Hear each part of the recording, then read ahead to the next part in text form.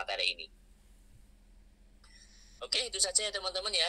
Untuk kelas 2A silahkan bisa meninggalkan meet ini ya, teriring doa, sehat selalu dan diberikan rezeki yang berkah dan barokah. Amin ya rabbal alamin. Ya. Terima kasih Pak. Kelompok 6 ya, giliran ya minggu depan. Oke, saya akhiri. Wassalamualaikum warahmatullahi wabarakatuh.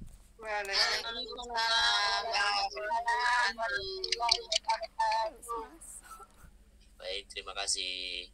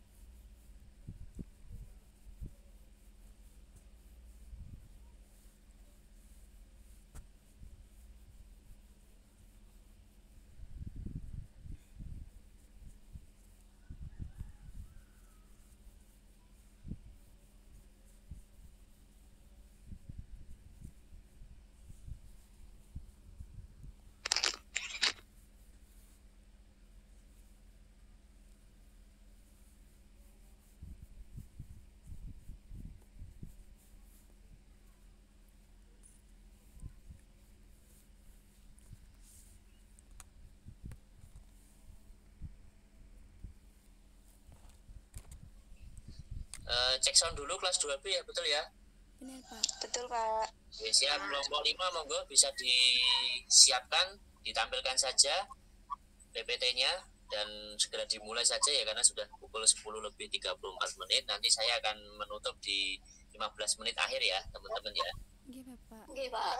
Ya, dan mohon maaf ini laptop saya itu hari Selasa kecelup di air, jadi ini baru masuk di service center, saya pakai tablet dan tidak bisa mengaktifkan kamera ya.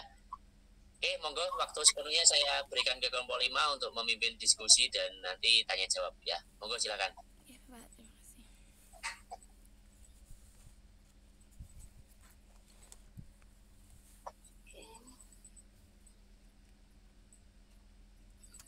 Sudah kelihatan belum teman-teman? Belum Bunda. Belum Bun. Belum. Sebentar.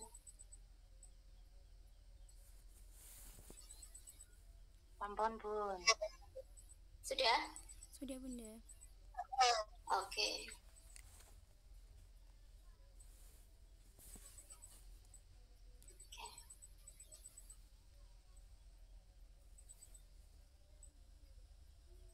Baik, kita mulai ya teman-teman. Assalamualaikum warahmatullahi wabarakatuh. Waalaikumsalam warahmatullahi wabarakatuh. Baik, langsung saja kami dari kelompok 5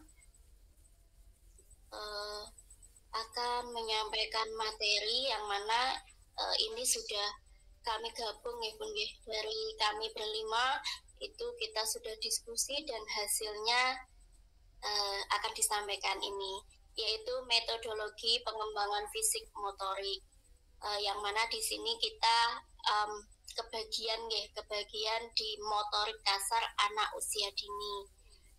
Berikut kelompok 5 terdiri dari 5 anggota.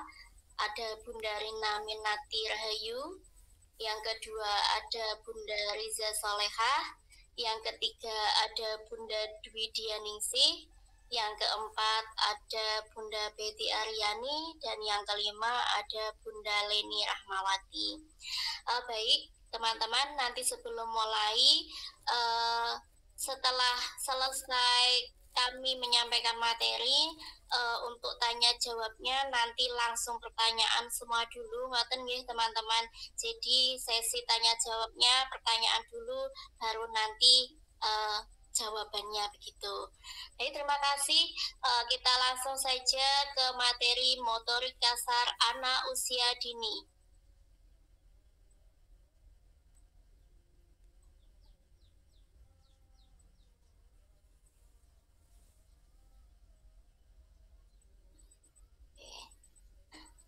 Salah satu kemampuan anak yang sedang berkembang saat usia dini yaitu kemampuan motorik.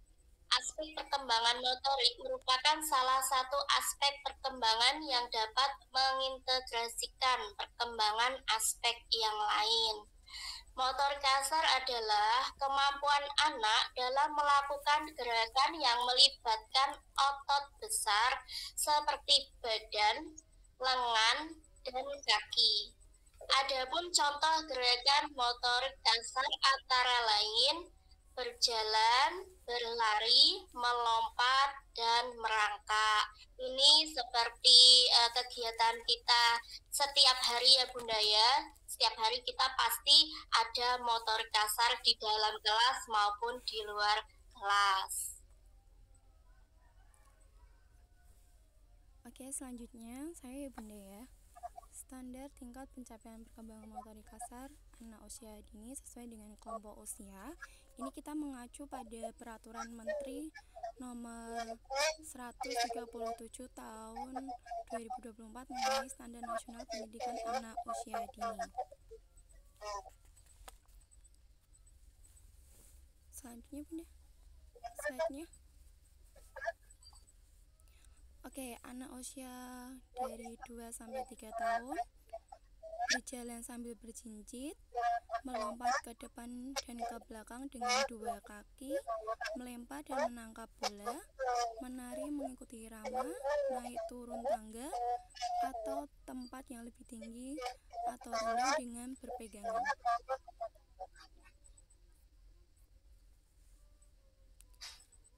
Oke, anak usia dari 3 sampai 4 tahun berlari sambil membawa sesuatu yang ringan, itu contohnya mungkin bola ya Bunda ya. Terus naik turun tangga atau tempat yang lebih tinggi dengan kaki bergantian, meniti di atas papan yang cukup lebar, melompat turun dari ketinggian kurang lebih 20 cm di bawah tinggi lutut anak, meniru gerakan senam sederhana seperti menirukan gerakan pohon atau kelinci melompat, terus berdiri dengan 1 kaki.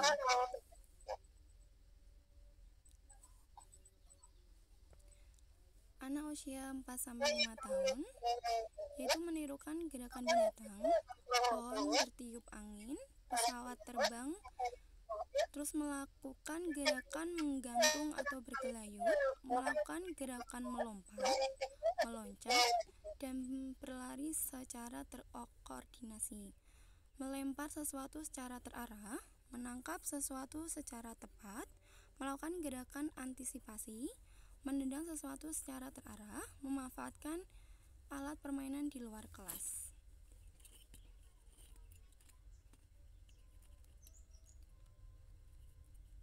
Slide selanjutnya. Ini adalah usia 5-6 tahun. Yang pertama itu melakukan gerakan tumbuh secara terkoordinasi untuk melakukan pelatihan kelenturan, keseimbangan, dan kelincahan. Melakukan koordinasi gerakan mata, kaki, tangan, kepala dalam menirukan tarian atau senam. Melakukan permainan fisik dengan teratur dan aturan. Terus terampil menggunakan tangan kanan dan kiri, melakukan kegiatan kebersihan diri.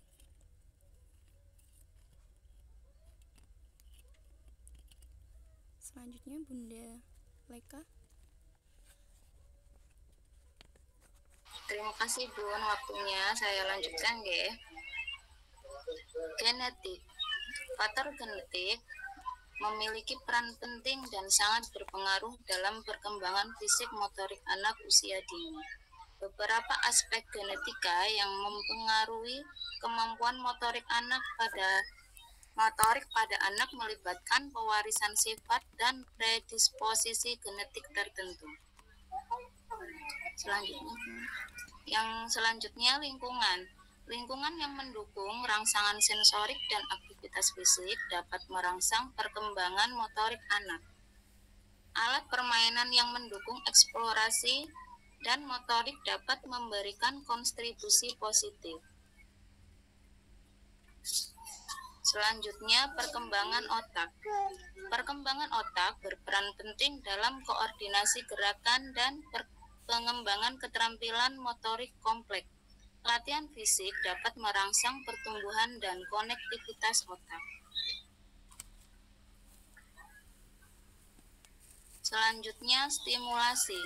Stimulasi merupakan hal yang penting dalam tumbuh kembang anak.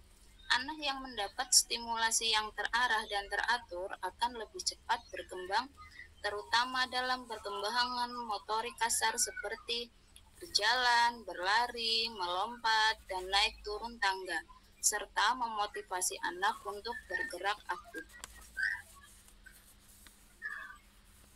Selanjutnya, monggo Bunda Leni.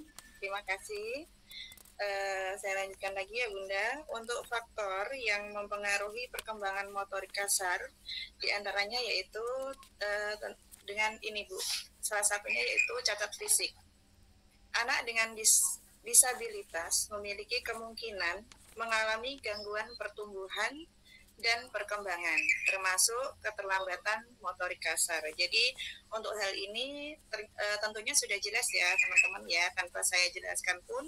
Artinya dengan keadaan cacat fisik tersebut, otomatis dalam pergerakan dan pertumbuhan pastinya berbeda dengan anak normal lainnya ya. Kemudian anak dengan cacat fisik memiliki keterampilan motorik kasar yang lebih rendah atau buruk dibandingkan anak sebayanya yang berkembang normal.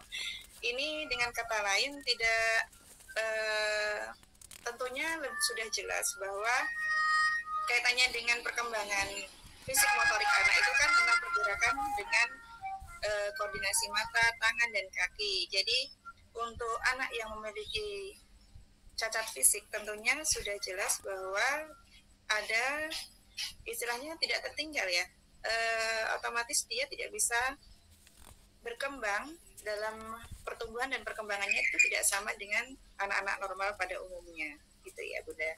Selanjutnya tentang pengetahuan ibu ya, ini faktor yang lainnya yaitu diantaranya pengetahuan ibu. Jadi kesadaran dan kemampuan ibu dalam pemberian stimulasi serta lingkungan positif turut berperan dalam proses perkembangan anak. Karena kemungkinan besar ibu akan mempunyai banyak alasan atau lebih tekun dan yakin mengoptimalkan perkembangan anak. Jadi istilahnya seperti pola asuh juga ya Bun, tanpa adanya pengetahuan dengan pola pengasuhan tersebut, maka mungkin dalam perkembangan dan pertumbuhan anak itu kurang lebih maksimal. Jadi mungkin dengan pengetahuan ibu ini perlu diadakan parenting, atau mungkin bisa sekarang sudah canggih ya Bun, kita bisa browsing tentang perkembangan dan pertumbuhan anak, cara bagaimana kita menstimulasi anak agar bisa mengembangkan fisik motoriknya gitu ya Bunda. Kemudian untuk selanjutnya yaitu pola asuh. Ini pola asuh yang otoriter, selalu memberikan aturan-aturan yang ketat terhadap anak, seringkali memaksa anak untuk berperilaku seperti dirinya dan selalu membatasi apapun yang dilakukan oleh anak, sehingga anak akan mempunyai sifat ragu-ragu, tidak percaya diri dan tidak sanggup mengambil keputusan sendiri. Jadi anak itu berkembang sesuai dengan usianya ya Bun.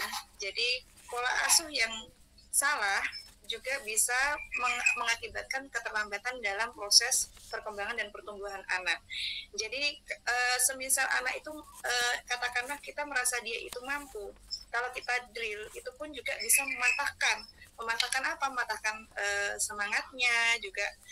Itu tadi keraguan-raguannya pasti akan muncul. Jadi dengan pola asuh yang otoriter, jadi orang tua anak tersebut harus bisa. Jadi terkadang itu malah bisa menumbuhkan rasa ketidakpercayadirian kepada anak tersebut. Begitu ya Bunda. Kemudian salah satu faktor yang mempengaruhi perkembangan motorik kasar itu adalah status gizi. Anak yang memiliki status gizi yang buruk dan tidak seimbang atau tidak kurus atau terlalu kurus atau terlalu gemuk mempunyai hambatan dalam perkembangan motorik kasar dibandingkan dengan anak yang memiliki status tidak seimbang. Jadi jelas tidak ya, kalau misalnya katakanlah anak tersebut itu obesitas, otomatis dia juga menghambat dalam pergerakan, pertumbuhannya juga bisa terhambat ya. Dalam hal pergerakan motorik kasar ini kan lebih ke ketangkasan ya Bunda. Jadi kalau misalnya kondisi tubuh yang terlalu gemuk atau terlalu kurus itu terkadang juga mempengaruhi dalam perkembangan motorik kasar. Oke, untuk berikutnya Silakan Bunda Dwi. Terima kasih Bunda Leni untuk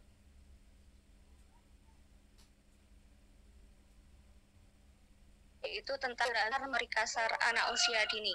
Ada 3 gerakan ya Bunda. Yang pertama ada gerak lokomotor. Gerak lokomotor yaitu gerakan berpindah tempat.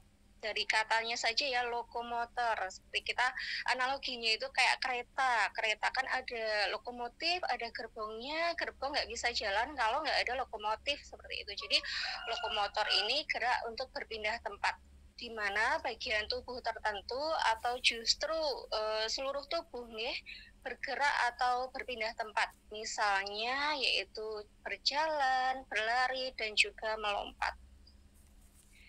Selanjutnya gerak non-lokomotor. Nah, ini kebalikan dari gerak lokomotor.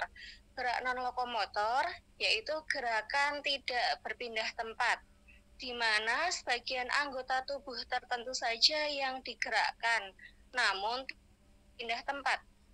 Jadi yang digerakkan itu anggota tubuh, tapi tidak berpindah tempat. Seperti yang berpindah itu benda yang dipegang atau benda yang kita manipulasi.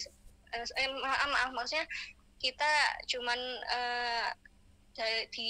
tetap di satu titik, misalnya menunduk, menoleh, mendorong, menarik, dan memutar.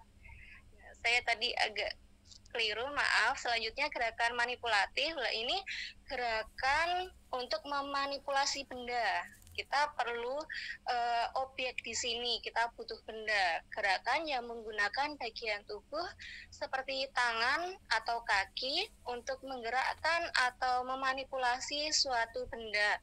Misalnya melempar, menangkap, memukul, dan juga menendang.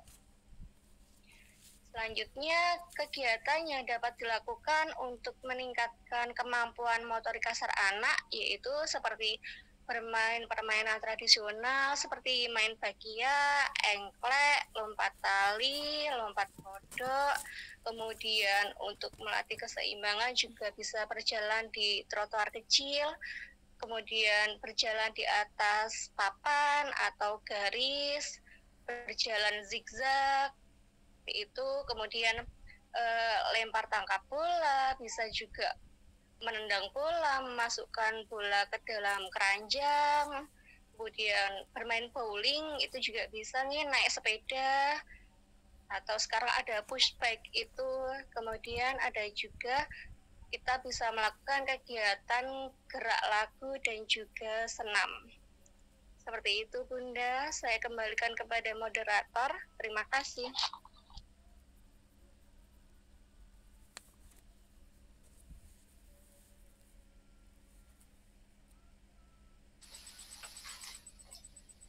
Oke, baik teman-teman, demikian sedikit materi dari kami kelompok 5. Mungkin masih banyak yang belum masuk ya teman-teman ya. Jadi monggo jika ada pertanyaan atau mungkin kita bisa sharing-sharing begitu Bun. Monggo silakan.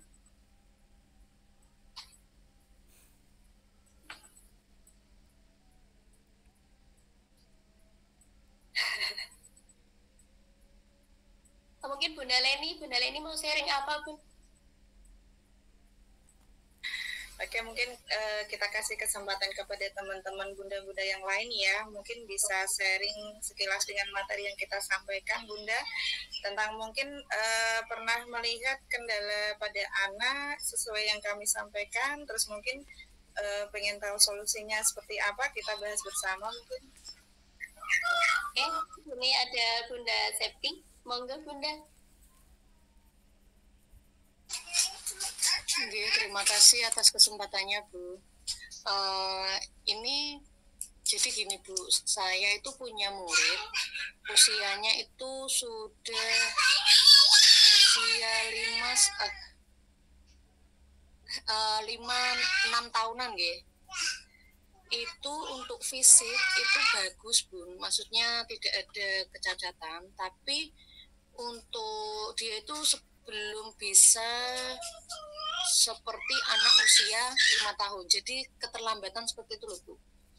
dalam menerima pembelajaran, untuk jangankan itu untuk berbicara saja dia masih belum bisa gitu.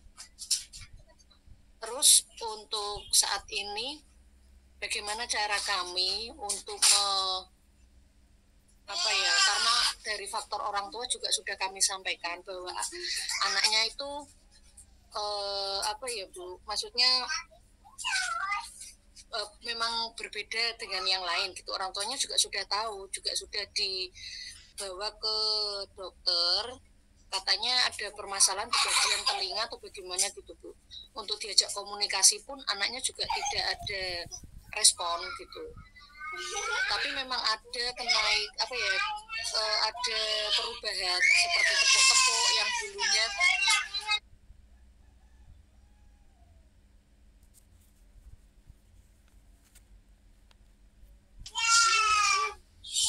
gitu. Jadi sudah ada perubahan, yang dulunya belum bisa merespon tepuk-tepuk sekarang sudah bisa. Cuman untuk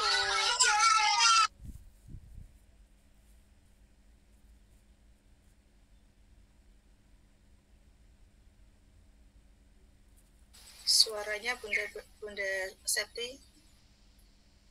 Maaf ya Bun, anak saya nangis. Jadi anak murid saya itu intinya belum sesuai dengan usianya Bun. Jadi bagaimana kami sebagai pendidik harus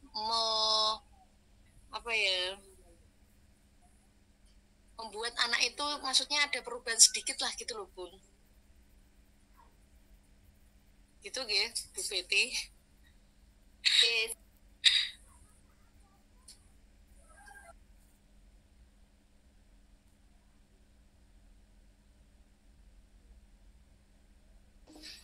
Terima kasih Bunda Septi. Lanjut nggih, Bunda Karlita, monggo.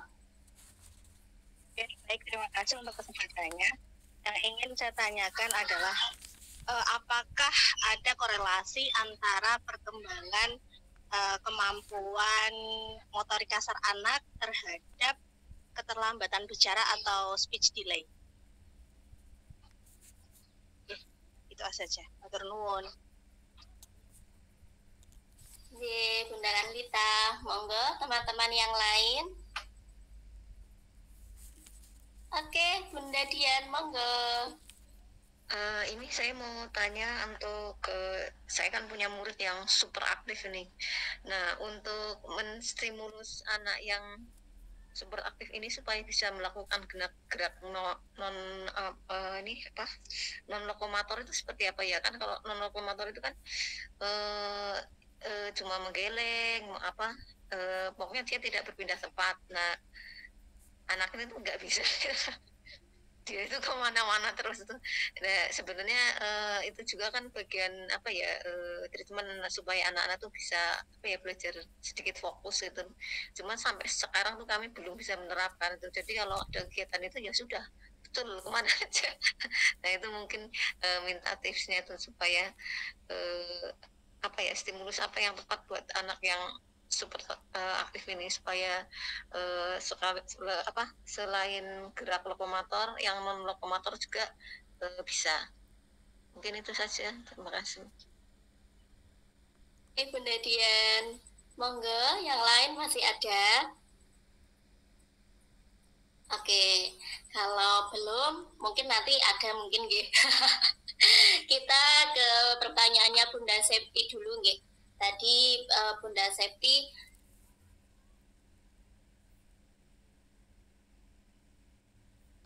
kepencet. Oh ya, Bunda Septi tadi kan untuk anak didiknya Bunda Septi itu kan usia 5 sampai 6 tahun gitu ya Bun ya. Fisiknya sebenarnya bagus ya Raden. Tapi untuk pertumbuhan seperti bicara dan itu kan terhambat ya Tan nggih. Apakah saya tanya dulu, apakah itu sudah ada seperti terapi begitu Bun untuk tadi kan katanya ada masalah di mungkin telinganya gitu ya, sudah dibawa ke dokter juga. Apakah itu juga ada rangkaian untuk terapinya? Apakah sudah ada Bunda? Kalau terapi sepengetahuan saya itu ada Bun, tapi memang kata dokter karena mungkin telinganya kan agak kurang bisa mendengar atau bagaimana gitu, jadi untuk meresponnya itu kurang. Jadi dia dengan melihat itu bisa mengikuti tepuk-tepuk itu tadi gitu, tapi untuk yang lainnya belum ada perubahan. Kalau untuk ditanya gitu Bun, apakah ya, kan ini saya juga punya ya Bun ya, berapa tahun, 4 tahun yang lalu itu juga ada anak didik saya itu, mohon maaf, telinganya memang terganggu.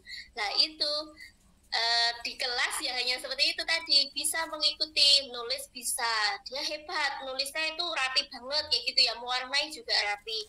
Cuman kalau ditanya itu jawabnya cuma kayak gitu loh. Jadi sebenarnya di telinganya sudah ada bantuan apa itu alat untuk pendengaran Bun. Cuman memang belum optimal ya. Kalau di kasusnya Bunda Septi apakah sama seperti itu Bun? Untuk menulis memegang pensil, menulis belum Bu. Untuk ditanya nama juga tidak ada respon. Tapi kalau dia haus, dia bisa Bu buka minum sendiri, tahu tempatnya di mana gitu. Dapat jajan pun juga dia tahu cara bukanya bagaimana, tapi memang tidak minta tolong, tidak mengeluarkan suara. Oke, baik. Monggo teman-teman dari kelompok 5. Mungkin bisa menambahi ya Bunda, bisa ikut menjawab. Ini dengan apa yang disampaikan Bunda Septi ya, yang mana dalam segi fisik itu bagus ya Bunda, cuman ada keterlambatan dalam fokus belajar ya mungkin ya Bunda Septi ya. Mungkin karena itu tadi kan sudah diketahui penyebabnya karena ada kelainan dalam hal pendengaran ya, dan itu juga sudah dikomunikasikan dengan orang tua.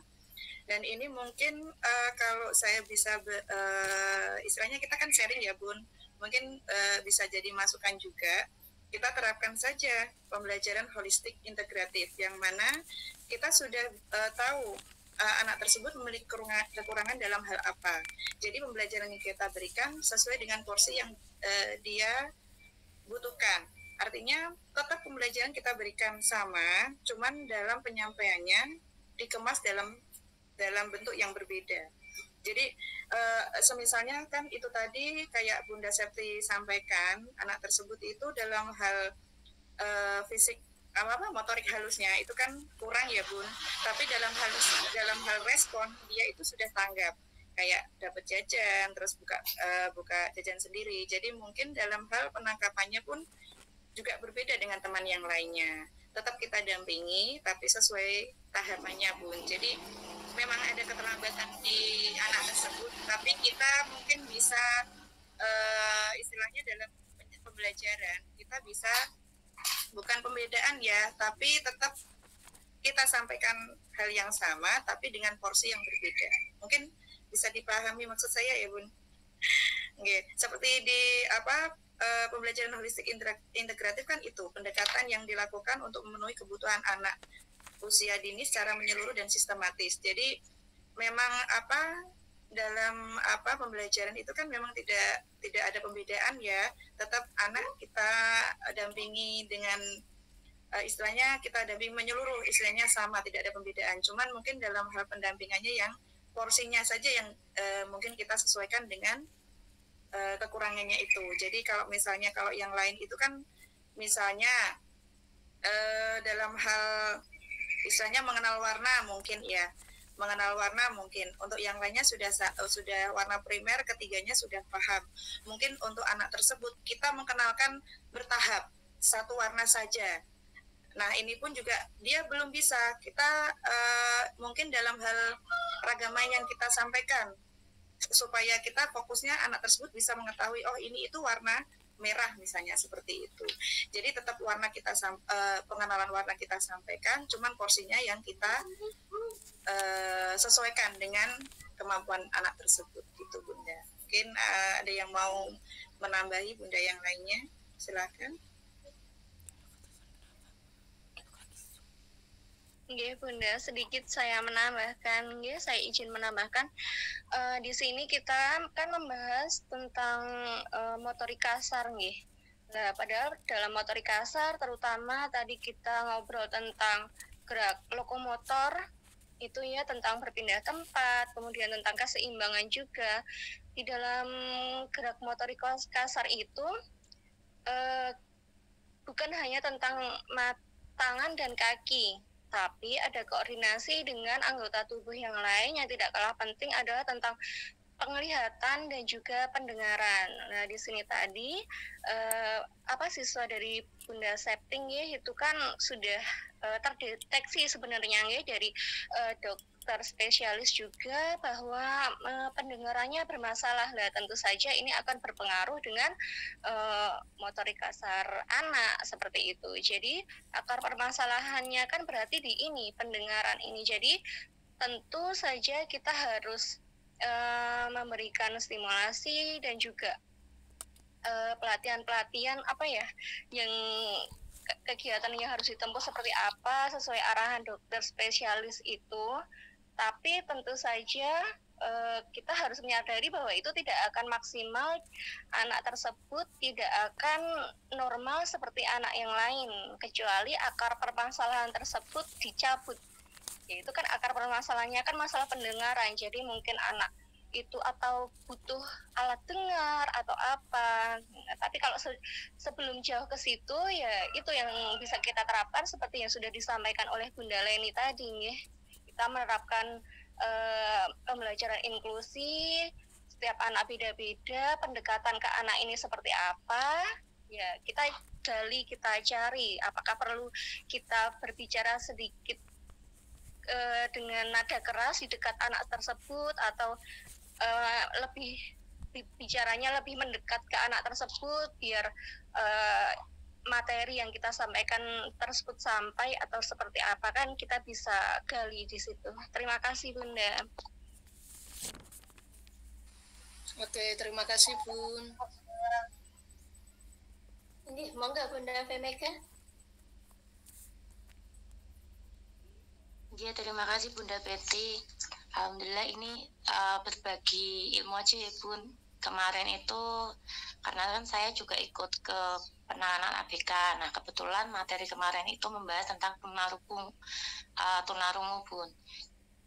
Jadi kalau tadi siswanya Bu Septi kan sudah didiagnosa dokter mengalami gangguan tunarungu. Nah, mungkin bisa dikomunikasikan dengan orang tua Bu Septi. Jadi tunarungunya itu dia memang betul-betul tidak bisa mendengar sama sekali, atau dia bisa mendengar tetapi dengan jarak tertentu, atau seperti apa. Karena untuk level-levelnya dalam bahasa simpelnya adalah ada level-level tertentu. Ada yang anak itu tunarungunya sama sekali tidak bisa mendengar apapun. Ada yang ketika kita mendekat dengan jarak tertentu dia masih mendengar lirih gitu. Nah, kemudian mungkin bisa ditanyakan dengan orang tua juga. Maksudnya orang tua itu menyadari bahwa anaknya tidak bisa mendengar usia berapa. Kalau misalkan memang itu dari dokter menyampaikan memang dari bayi, ya kemungkinan memang harus ada ahli atau terapis yang membantu si anak gitu. Karena kan kita tidak punya kapasitas ke situ. Kita tidak ada kemampuan untuk bisa membantu sepenuhnya anak gitu. Tapi kalau seumpamanya si anak itu masih bisa mendengar, kemungkinan bisa sarankan orang tua untuk membelikan alat bantu dengar Bun. Jadi setidaknya itu bisa membantu si anak untuk bisa merespon apa yang kita dengar gitu. Karena kalau seumpamanya anak tidak mendengar, kita mau menjelaskan apapun kan dia sebelumnya tidak ada stimulus tuh. Kita suruh loncat kan dia yang dia dengar mungkin cuma bubuk. Dia nggak tahu bahwa itu loncat. Kita kasih ini diterima, tapi dia nggak tahu bahwa yang kita maksud itu ya barang yang kita kasih diterima. Simpelnya seperti itu Bu Septi. Mungkin panjenengan bisa bicarakan lagi dengan orang tua untuk ngebantu anak karena kan memang tadi ada yang disampaikan Bu Dwi bahwa sekolah inklusi kan memang kita tidak boleh menolak untuk anak-anak yang berkebutuhan khusus nggih Bun, tetapi kalau kita sudah mendapat anak seperti itu kemudian hanya berhenti di kita kan kasihan anaknya. Sedangkan waktu yang kita habiskan dengan anak itu bisa dimanfaatkan, dia dibantu oleh ahli lain yang memang fak di bagian itu gitu. Nah, kita nanti ketika si anak sudah diterapi misalkan kita tinggal komunikasi dengan orang tua, oh seperti ini ternyata si anak bisa mendengar lirik nih, oh si anak tidak bisa mendengar sama sekali, apa sih yang bisa kita bantu di kelas atau di sekolah. Dan tadi sarannya memang bagus, ada kegiatan lain yang memang tidak gampang ya Bu, apalagi untuk anak kelas kita dengan jumlah siswa yang tidak sedikit, memang butuh effort yang banyak, tetapi mau tidak mau kita harus memberikan sedikit materi berbeda untuk si anak. Gitu sih Bu Septi yang kemarin saya dapatkan dari mata kuliah itu. Semoga bermanfaat gitu. Terima kasih. Makasih Bu V. Menambahkan gitu, permasalahannya itu gini Bu, dari segi orang tua itu hanya kasarannya tuh pasrah gitu loh Bu, anak saya memang seperti ini dan tidak ada cerita apa-apa bahwasanya dia sudah memeriksakan, itu tidak ada cerita. Jadi kalau dari pihak guru yang tidak mendesak untuk menanyakan apa-apa itu tidak ada cerita, ternyata sudah dibawa ke dokter spesialis telinga itu tadi, terus dari pihak orang tua juga tidak menceritakan kembali bagaimana perkembangannya, bagaimana kata dokter, terus harus apa gitu. Jadi dari sekolahan pun kami seperti orang yang mencari solusi sendiri untuk anak itu supaya bisa tinggi gitu. Dari orang tua itu juga, ya anak saya memang seperti ini Bu, ya sudah saya manut sama jenengan gitu. Jadi agak berat sebelah gitu loh Bu. Jadi kami mencari solusi sendiri untuk anak ini bagaimana, baiknya bagaimana gitu. Tapi kalau solusi hanya sepihak kan memang tidak bisa gitu. Kalau untuk kegiatannya mungkin Bu Septi bisa lihat dari jurnal-jurnal Bu. Jadi jurnal penanganan apa untuk anak tunarungu ya, maksudnya yang bisa kita lakukan di kelas. Tapi kalau selebihnya ya memang bukan kapasitas kita ya. Kalau semuanya dari Bu Septi Kerso untuk lebih pendekatan dari hati ke hati, karena kan ini kita mengupayakan anak ya. Gitu loh. Orang tuanya memang harus paham bahwa anaknya itu butuh bantuan, bukan gurunya. Ibarat kata kalau gurunya itu tidak tresno, tidak sayang ya sekarang mulai ibaratnya kan kayak gitu. Tapi kan kita kadang ada hati untuk membantu si anak gitu. Tapi kalau semuanya memang dari orang tua, Bu Septi sudah berusaha semaksimal mungkin dengan cara A, B, C, orang tuanya tetap ya sudah Bu, anak saya kayak gitu ya sudah. Bu Septi sudah mengupayakan semaksimal mungkin, paling ya hanya kegiatan di kelas aja. Mungkin itu masukan dari saya, mungkin dari teman-teman yang lain monggo, atau mungkin nanti dari Pak Asep bisa menambahkan. Mohon maaf kalau ada salah. Terima kasih Bu Septi.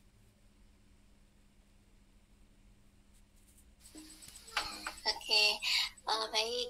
Ini berarti nyambung ya Bun ya, nyambung dengan pertanyaannya Bunda Karlita tadi, yang mana Bunda Karlita tadi kan korelasi untuk yang anak speech delay kan gitu, itu kan sama gitu, sepertinya itu ya hampir-hampir mirip lah ya, karena speech delay itu kan gangguan perkembangan yang menyebabkan anak terlambat bicara. Biasanya itu kan karena kurangnya stimulus dari orang tua waktu usia sebelum sekolah ya Bun ya, sebelum masuk ke PAUD itu atau TK gitu.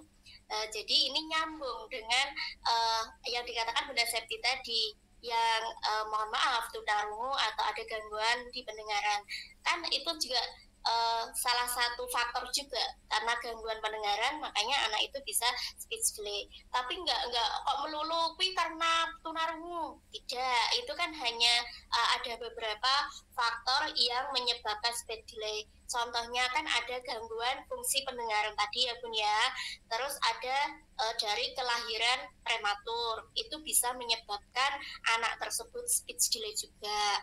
Berat badan rendah saat lahir, kurangnya bimbingan juga dari kedua orang tua maupun lingkungan keluarga, begitu ya Bun ya. Jadi itu tadi nyambung pertanyaannya Bunda Septi dengan Bunda Karlita. Monggo yang lain bisa menambahi.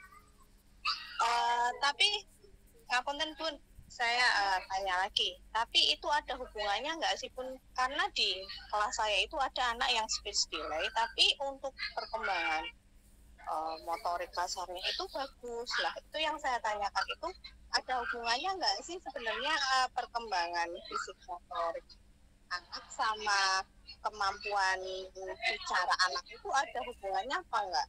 Terus kalau misal ada, sejauh mana? Terus ada juga anak yang sebaliknya, dalam penguasaan bahasa itu bagus, tapi di fisik motoriknya kurang.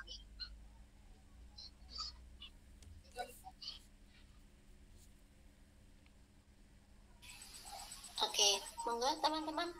Ada yang mau menambahin? Iya, saya coba nggih Bunda. Mungkin kurang tepat jawaban saya, tapi saya akan mencoba. Jadi untuk speech delay itu kan banyak sekali alasannya, banyak sekali penyebabnya. Nah, di sini kalau hanya pertanyaannya tentang adakah korelasi antara speech delay dengan motorik kasar, jawabannya ada. Nah, tapi di breakdown lagi kan, tapi ada anak yang speech delay tapi aktif lah, karena itu motorik kasar itu bukan salah satu penentu, atau justru speech delay itu bukan salah satu penyebab anak motorik kasarnya terhambat atau justru berkembang seperti itu. Karena speech delay kan juga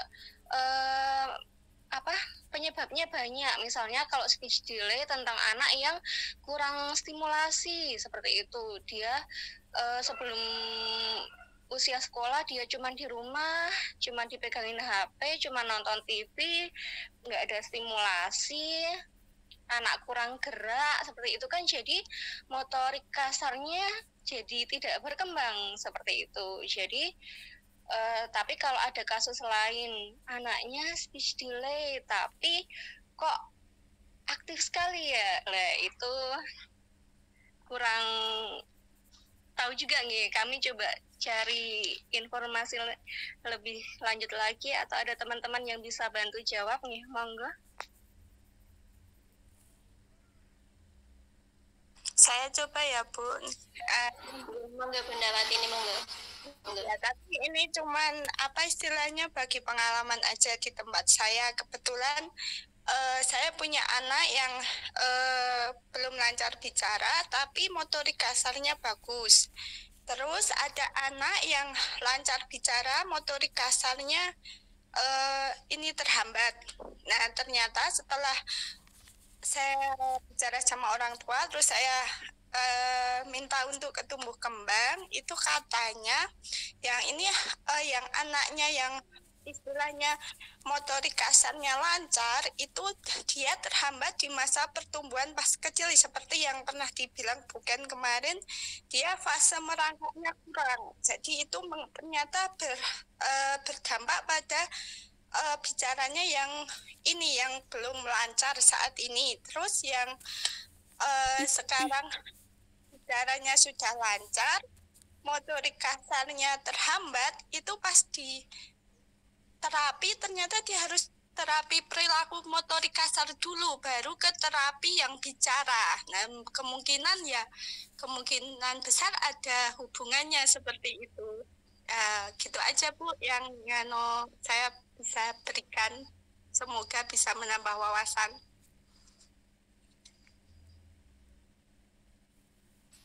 Oke. Tadi Bunda Septi mau menambahi? Ini terjadi sama anak saya sendiri Bu. Yang itu speech delay itu, dulu anak saya itu saya biarkan untuk usia 2 tahun kalau tidak salah. Saya biarkan dia asik bermain sendiri, menonton televisi. Sepengetahuan saya sih ya, karena kalau televisi anak-anak itu kan seperti orang mengobrol gitu. Jadi saya biarkan gitu, asik menonton gitu. Tapi lama-kelamaan dia itu asik. Terus tidak kayak ngobrol itu tidak terlalu tertarik Bu. Jadi kalau diajak berbicara itu kurang, sampai baru bisa berbicara kemungkinan usia 3 tahun karena stimulus dari orang tua kurang ya. Jadi saya biarkan dia main sendiri, saya biarkan dia menonton TV seperti itu. Ternyata stimulasi dari orang tua juga sangat berpengaruh, Bu.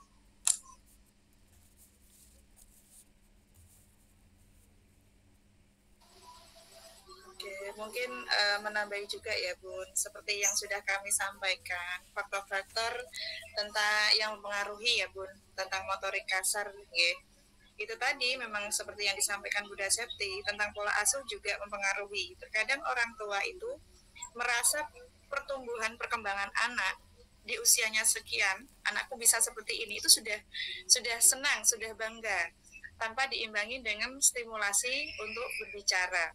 Terkadang juga anak mau menyampaikan apa yang dia inginkan, orang tua langsung mengkat.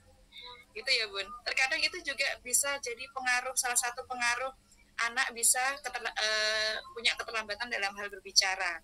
Terkadang orang tua itu lebih suka istilahnya apa ya? Anak mau berusaha, tapi orang tua itu langsung tanggap. Jadi tidak membiarkan anak tersebut untuk menuntaskan usahanya. Seperti anak usia baru merangkak itu tadi ya Bun, mungkin dia mau meraih sesuatu mungkin. Karena dia mau mulai mencoba mengenal objek misalnya. Dari orang tua kadang itu mungkin karena kurangnya pengetahuan juga ya Bun, itu langsung tanggap, apa yang mau diraih itu diambilkan. Jadi istilahnya kan dalam hal stimulasi itu dikat, dan itu juga bisa jadi salah satu faktor ya mengapa anak tersebut itu ya itu tadi pengetahuan orang tua ya Bun. Jadi anak tersebut bisa merangkak itu sudah wow, sudah oke, anak saya sudah hebat. Padahal juga harus diimbangi. Oh, adik mau ambil apa? Mungkin gitu. Distimulasi, ayo ambil gitu. Istilahnya seperti itu kan juga istilahnya pendampingan dalam bahasa juga ya. Biasanya anak hore, jadi anak ikut hore gitu. Jadi mungkin itu tadi faktor utamanya dalam hal pola asuh dan pengetahuan orang tua juga dalam mendampingi perkembangan anak tersebut ya Bun ya. Itu sedikit yang saya sampaikan gitu. Terima kasih. Mungkin teman-teman ada yang mau sharing juga tentang hal ini Bun, silakan.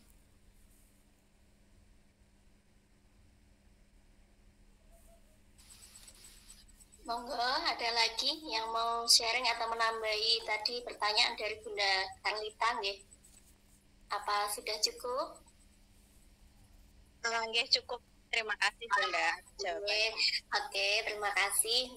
Kita lanjut ke pertanyaannya Bunda Dian nggih. Bunda Dian tadi punya anak didik nggih, anak didik yang sangat-sangat aktif, super malah nggih, super aktif. Yang mana tips stimulusnya itu gimana? Ini keaktifan gitu nggih. Jadi monggo ada yang bisa sharing-sharing dulu monggo.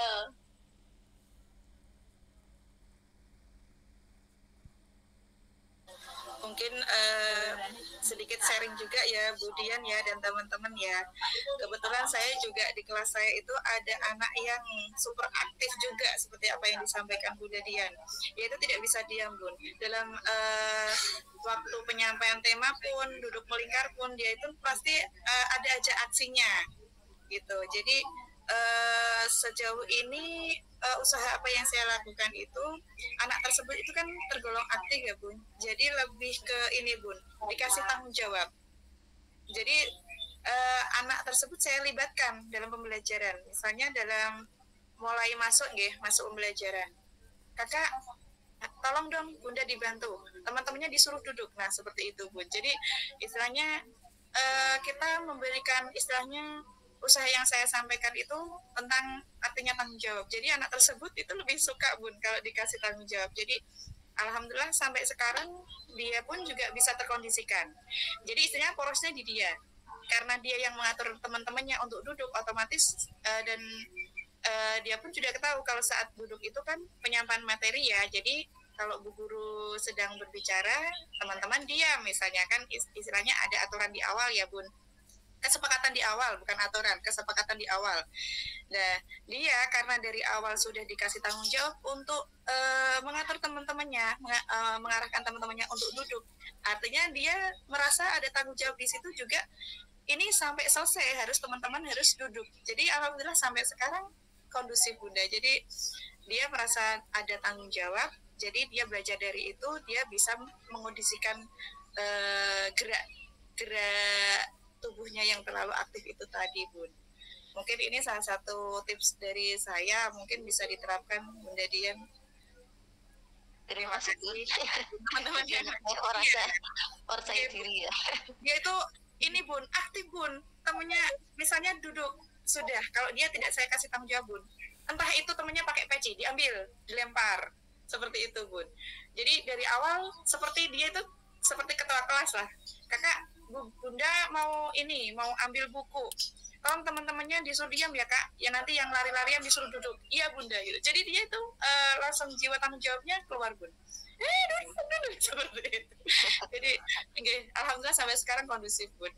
Alhamdulillah. Terima kasih Bun. Nanti coba diterapkan. Mungkin ada teman-teman yang lain, mungkin anak didiknya juga ada yang sangat-sangat aktif dan super aktif. Bagaimana penanganan teman-teman di lembaga begitu?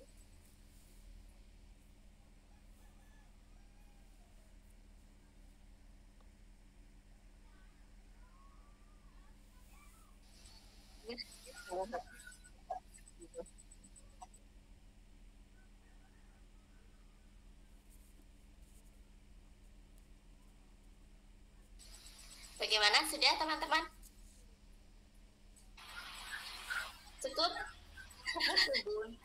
Cukup sharing materi pada siang hari ini. Mungkin itu materi yang dapat kami sampaikan. Mungkin ya belum lengkap banget gitu mungkin ada arahan atau ada mungkin dari Pak Asep tadi pertanyaan dari teman-teman mungkin bisa membantu menjawab, menekankan begini ngoten.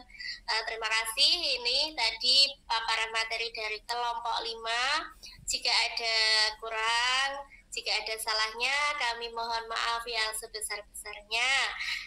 Kami akhiri. Wassalamualaikum warahmatullahi wabarakatuh. Waalaikumsalam warahmatullahi wabarakatuh.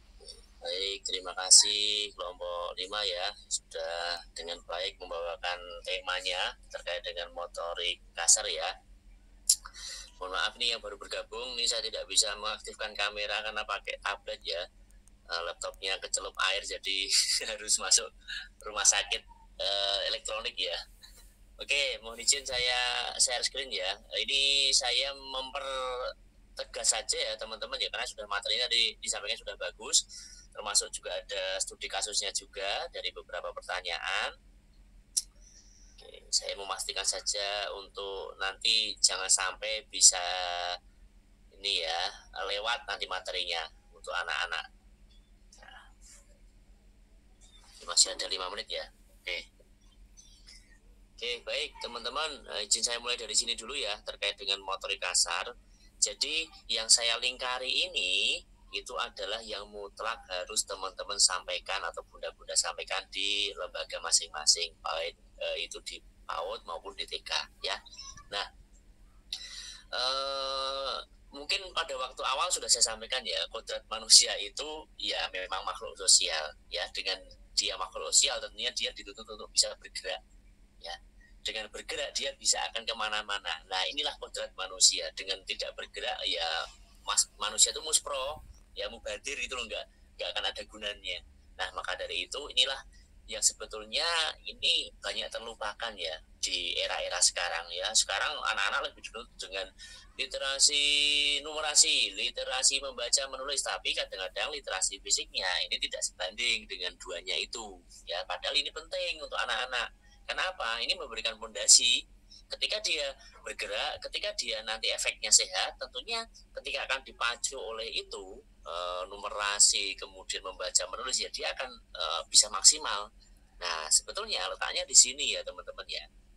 Nah, jadi terkait dengan gerak itu kalau di TK dan di PAUD itu masuknya di fundamental movement ya. atau pondasi dasar bergerak. Jadi ada lokomotor yang tadi sudah dijelaskan seperti berjalan, berlari, melompat, meloncat. Nah, itu beda ya. Kemarin sudah saya bahas ya, meloncat dan melompat ya. Betul ya? Sudah, Pak. Gimana? Sudah ya? Sudah, Bapak. Nah, itu yang harus nanti di garis bawah itu beda ya. Ada jalan, lari, meloncat, melompat, ya, kemudian merangkak, kemudian meluncur. Ya, inilah salah satu bentuk lokomotor. Ya, dia berpindah tempat walaupun mungkin hanya sejangkah, 2 jangkah, itu dia berpindah tempat. Itu lokomotor. Nah, kemudian non lokomotor ini adalah gerak tidak berpindah tempat, tapi dia tetap diam, tapi dia bergerak seperti mengayun, kemudian membungkuk, menekuk, mendorong, itu gerak non lokomotor ya. Kemudian manipulatif ini dengan benda ya, jadi bisa melempar, menangkap, memukul, menendang, menggiring. Nah, inilah yang disebut manipulatif. Jadi fundamental movement ini harus maksimal diberikan ke anak sekolah di tingkat PAUD dan TK. Ini penting sekali ya, karena ini akan membuat pondasi tubuhnya, tentunya nanti dia bisa bergerak dengan sempurna, dan tentunya ya harapan di fisik motorik ini adalah sehat ya anak-anak itu, dengan dia bisa bergerak sepanjang harinya ya. Kalau bisa setiap pagi dibiasakan, karena menteri sekarang ya itu membiasakan untuk ini menanamkan gerak dulu ya sebelum masuk di kelas ya, entah nanti modelnya melalui senam atau mungkin melalui ice breaking, monggo silakan, yang penting nanti berikan gerak dulu ya, distimulasi, ini penting ya. Nah, maka dari itu dengan fundamental movement ini anak akan belajar konsep gerak, bagaimana konsep tubuh, bagaimana konsep usaha, bagaimana konsep ruang, dan bagaimana konsep keterhubungan ya.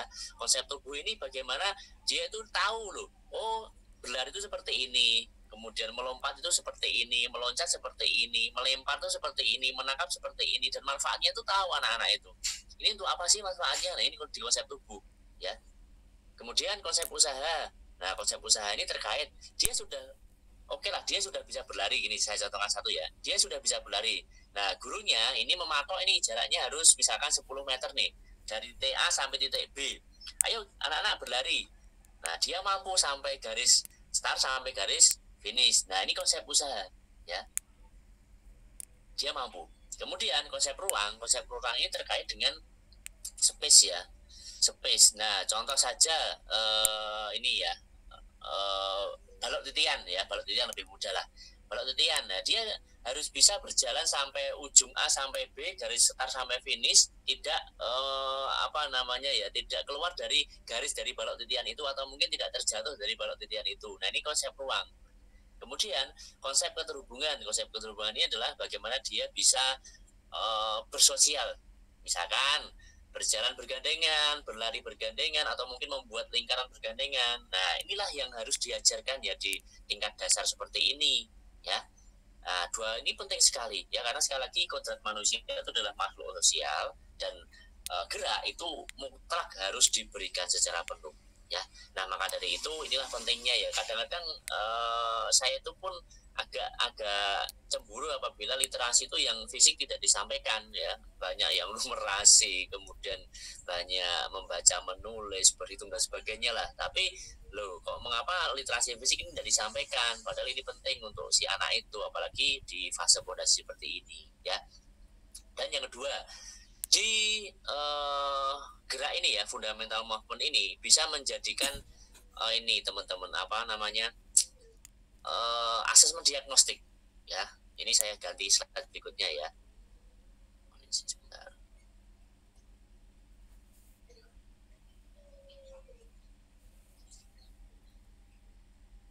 Nah, oke. Mohon ini maaf lebih sedikit ya teman-teman ya. Ini mungkin biar tidak terlewat ya. Nah, sudah berganti ya? Sudah, Pak. Ya, maka ini nanti akan saya share ya di akhir, biar nanti untuk bahan bacaan lah. Nah, kita terkait dengan apa tadi yang beberapa pertanyaan yang muncul ya, jadi gerak itu bisa dijadikan sebagai asesmen diagnostik. Nah, kalau di bahasa parenting, saya juga ikut member di Gaya Parenting ya teman-teman ya. Dan ini salah satunya manfaat untuk saya, baik itu di keluarga saya maupun ini selama saya juga memberikan materi ya. Walaupun yang laki-laki pun bisa dihitung itu yang masuk di Gaya Parenting itu banyak yang semuanya perempuan. Ketika kemarin saya ngikuti terakhir itu di awal tahun kemarin, laki-laki dari 105 peserta di Zoom itu yang laki-laki hanya 2 ya. Nah itu kemarin disinggung sama salah satu pembicaranya, loh ini kok ada bapak-bapak di sini gitu. Nah gak apa-apa lah, yang penting saya juga berguna untuk diri saya sendiri dan keluarga, dan berguna untuk saya kebetulan juga diamanahi di mata kuliah ini ya.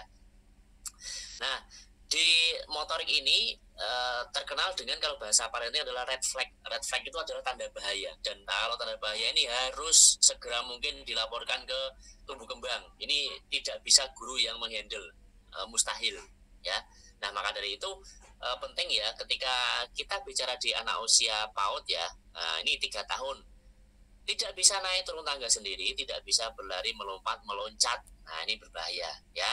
Kemudian 4 tahun dia tidak bisa berjalan, berlari, memanjat, melompat, menggunakan tangga sendiri ya, tidak bisa, ditambah kemampuan manipulatif ya, melempar, menangkap, menendang, menggiring. Nah ini penting diajarkan ya, tidak memandang gender baik itu laki-laki maupun perempuan. Kemudian usia 5 itu dia tidak bisa melompat 1 kaki nih ya selama 5 kali, misalkan jaraknya ya diatur saja, yang penting 5 kali dia hap, nggak usah jauh-jauh ya. Dan berdiri 1 kaki, pilih 1 kaki terkuat dalam waktu kurang lebih 5 detik. Nah ini ya, apabila dari 3, 4, 5 tahun ini terdeteksi, nah segera ya, ini kita tidak bisa menanggulangi ya, kita harus butuh bantuan pihak kedua. Salah satunya adalah lembaga tumbuh kembang atau mungkin psikiater, atau mungkin di puskesmas ada ya psikolog dan sebagainya. Kenapa? Biasanya ini akan ada terapinya. Karena dengan nanti dia mengalami red flag motorik ini, dia pasti nanti akan mengalami keterlambatan di perkembangan dan pertumbuhannya, itu pasti ya. Sebelum nanti jauh merugikan, lebih baik terdeteksi di awal ya, di PAUD dan di TK ya. Nah ini biasanya nanti akan melalui itu tadi melalui proses bisa dibilang dia di terapi ketat ya biasanya ya. Biasanya 1 minggu itu 2 kali atau 3 kali seperti itu ya. Nah maka dari itu teman-teman ini yang berada di lembaga ini bisa membantu untuk men-screening kemudian meng-assessment diagnostik. Misalkan si A ini kok sudah umur 5 tahun dia tidak bisa melompat ya, dia tidak bisa berlari lurus, misalkan dia masih terjatuh. Nah ini harus ada perhatian khusus. Nah maka dari itu inilah pentingnya kita bisa menjalin ke pihak yang kedua atau ketiga gitu ya. Oke gitu ya teman-teman ya, untuk menguatkan, karena sekali lagi manfaat dari motorik kasar ini di awal salah satunya adalah bisa menjadikan asesmen diagnostik. Anak apabila nanti ada keterlambatan biasanya motoriknya pasti juga akan terganggu ya. Nah maka dari itu ini bisa nanti menjadi catatan untuk teman-teman yang ada di lembaga. Silakan nanti bisa mengidentifikasi nih kalau ada beberapa anak yang ditandai seperti itu, dan harapannya ini bisa disaringkan dengan orang tua, dan orang tua pun juga sebetulnya harus sinergis dengan sekolahan, antara sekolahan dan rumah atau orang tua itu satu lingkaran yang tidak terputus gitu ya. Jadi saling koreksi gitu ya. Oke, mungkin itu saja teman-teman untuk menguatkan di kelompok 5 ini, dan minggu depan masih kelompok 6 ya, menyangkut dengan motorik halus dan masih sama ya. Jadi di kemampuan motorik itu kita tidak boleh terpisahkan antara motorik kasar dan motorik halus. Semuanya ini harus dibungkus dengan satu plastik yang sama, dalam satu wadah yang sama gitu ya. Oke, ada pertanyaan Kak? Mungkin saya manggilnya Kakak ya. Tipu lagi kan, biasanya saya juga sering Kakak. Ini Bunda ya. Monggo kalau ada 1 menit saja atau 2 menit, 1 atau mungkin 2 sebelum saya tutup. Tidak ada, Bunda.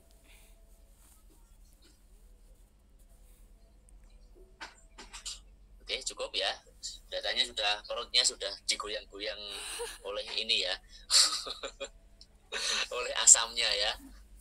Oke, siap. Itu saja teman-teman. Terima kasih. Sekali lagi kelompok 5. Semoga nanti kelompok 6 juga bagus ya. Seperti ini. Jadi diskusinya juga berkembang, ada studi kasusnya di lembaga masing-masing. Tujuannya nanti kita bisa saling sharing ya, saling melengkapi. Kira-kira mungkin ini bisa diterapkan di lembaga saya. Nah, ini salah satunya manfaat dari diskusi seperti ini ya.